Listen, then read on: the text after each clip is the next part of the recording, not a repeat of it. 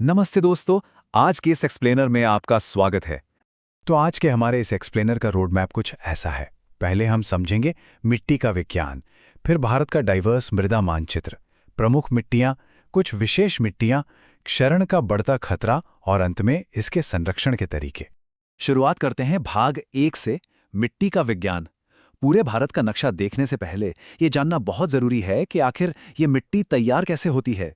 विज्ञान में एक बड़ा दिलचस्प टर्म है क्लोरपट। क्लोरपट ये असल में मिट्टी बनने की एक परफेक्ट रेसिपी है। इसमें शामिल है क्लाइमेट यानी जलवायु, सूक्ष्म जीव जंतु, जमीन की ढलान, मूल चट्टान और सबसे जरूरी चीज समय। जब मौसम और सूक्ष्म जीवों का जादू हजारों सालों तक चट्टानों पर चलता है, तब जाकर प्रकृति मिट्टी की वो पतली सी परत तैयार कर पाती है। चलिए इसे बिल्कुल नीचे से यानी गहराई से समझते हैं। सबसे नीचे होती है ठोस चट्टान यानी आर होराइजन। उसके ठीक ऊपर है सी होराइजन, जहां चट्टानें टूटना शुरू होती हैं। फिर आती है उपमृदा या बी होराइजन। उसके भी ऊपर है ए होराइजन, जो न्यूट्रिएंट्स का पावर हाउस है। और सबसे टॉप पर ओ होराइजन, जहां सारा ऑर्गेनिक मैटर या ह्यूमस जमा होता है। सच मानिए, धरती की सारी जिंदगी इसी टॉप लेयर पर पनपती है। अब आते हैं भाग 2 पर, भारत का डाइवर्स मृदा मानचित्र। हमारे देश के मौसम और चट्टानों में इतनी भारी वैरायटी है कि ICAR ने इन्हें 8 अलग-अलग कैटेगरीज में बांट दिया है। भारत के विशाल भौगोलिक डिस्ट्रीब्यूशन को समझने पर पता चलता है कि ICAR ने उत्पत्ति, रंग और बनावट के आधार पर इन 8 प्रमुख प्रकारों को कैसे बांटा है। मतलब पूरे भारत में मिट्टी का स्वभाव एक जैसा बिल्कुल नहीं है, बल्कि हर इलाके की मिट्टी अपनी एक अलग कहानी बयां करती है। बढ़ते हैं भाग 3 की तरफ, प्रमुख मिट्टी के प्रकार। ये वो खास मिट्टियां हैं जो असल में हमारी भारतीय खेती की बैकबोन हैं। इनमें सबसे बड़ी प्लेयर है जलोढ़ यानी अलूवियल मिट्टी। ये भारत के 40% से ज्यादा हिस्से को कवर करती है। हमारे देश का गेहूं और चावल इसी की देन है। नदियों के साथ बहकर आई इस मिट्टी के 2 रूप हैं। एक है खादर, जो एकदम फ्रेश और बेहद उपजाऊ नया जलोढ़ है, और दूसरा है बांगर। ये पुरानी जलोढ़ मिट्टी है जिसमें थोड़े कंकड़ होते हैं और ये बाढ़ वाले इलाकों से जरा दूर पाई जाती है।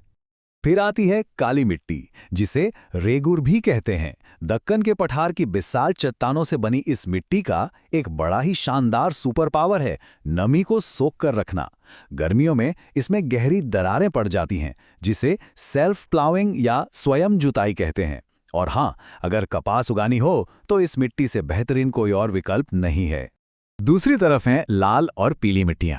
इनका ये जो रस्ट या जंग जैसा लाल रंग है ना, वो क्रिस्टलीय चट्टानों में मौजूद आयरन ऑक्साइड के फैलाव की वजह से होता है। पानी मिलने पर यही मिट्टी पीली दिखने लगती है। हालांकि ये बाय डिफॉल्ट बहुत उपजाऊ नहीं होती, लेकिन अगर इन्हें सही फर्टिलाइजर मिल जाए तो इसमें बाजरा, मूंगफली और दालें एकदम शानदार तरीके से उगती हैं। अब बात करते हैं भाग 4 की, विशेष और एक्सट्रीम मिट्टियां। ये वो मिट्टियां हैं जो कुछ खास और मुश्किल मौसमी हालातों के हिसाब से खुद को ढाल चुकी हैं। अगर हम कुछ विशेष मिट्टियों की बात करें तो भारी बारिश वाले इलाकों में मिलती है लेटराइट मिट्टी। अत्यधिक बारिश के कारण इसके पोषक तत्व बह जाते हैं, लेकिन केरल जैसी जगहों पर यह काजू की खेती के लिए एकदम परफेक्ट है। रेगिस्तान की शुष्क या एरिड मिट्टियां रेतीली होती हैं, जहां सिंचाई मिलने पर बाजरा उग जाता है।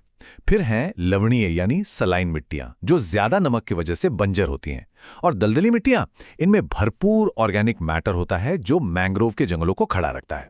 अब रुख करते हैं भाग 5 का, क्षरण का बढ़ता खतरा। ये थोड़ी सीरियस बात है, क्योंकि हमारा ये जीवन देने वाला सिस्टम आज इंसानी गलतियों और प्राकृतिक क्षरण के भारी दबाव में है। आंकड़े सुनकर आप शायद हैरान रह जाएंगे। भारत में हर साल पूरे 8000 हेक्टेयर उपजाऊ जमीन बंजर खाइयां और बीढ़ों में तब्दील हो रही है। 8000 हेक्टेयर! ये कुछ ऐसा है जैसे हमारी खेती की जमीन हमारे पैरों के नीचे से खिसक रही हो। चंबल बेसिन में अवनाली का अपरधन या गली इरोजन इस तबाही का एक बहुत ही भयानक रूप है। जब ढलान से पानी तेजी से बहता है तो वो सबसे कीमती ऊपरी मिट्टी को चीरता हुआ निकल जाता है और पीछे छोड़ जाता है ऐसी गहरी खाइयां जहां खेती करना लगभग नामुमकिन हो जाता है। और एक बड़ी दुखद विडंबना देखिए, पंजाब और हरियाणा जैसे हरित क्रांति वाले इलाकों में ज्यादा पैदावार के लालच में हद से ज्यादा सिंचाई की गई। नतीजा क्या हुआ? जमीन के नीचे छिपा जहरीला नमक पानी के साथ सतह पर आ गया, जिस पानी ने फसल को बढ़ाना था, उसी ने उपजाऊ जमीन को अत्यधिक नमकीन और बंजर बना दिया। अब आते हैं हमारे आखिरी हिस्से, भाग 6 पर, मृदा का संरक्षण। खतरे तो बहुत हैं, लेकिन विज्ञान के पास इस बुनियाद को बचाने के कुछ बहुत ही सॉलिड और प्रैक्टिकल सॉल्यूशंस भी मौजूद हैं।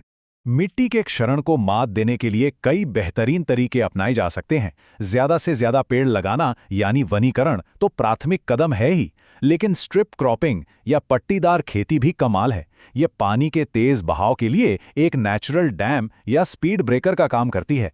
इसके अलावा मल्चिंग मिट्टी को ऊपर से ढक कर रखती है ताकि अंदर की जरूरी नमी उड़ने ना पाए। और पहाड़ी इलाकों के लिए वहां सीढ़ीदार खेती या टेरेस फार्मिंग किसी मास्टर स्ट्रोक से कम नहीं। खड़ी ढलान पर सीढ़ियां बनाने से पानी के नीचे बहने की स्पीड एकदम धीमी हो जाती है। ये हमारी सबसे कीमती लेयर ए होराइजन को बहने से बचा लेता है।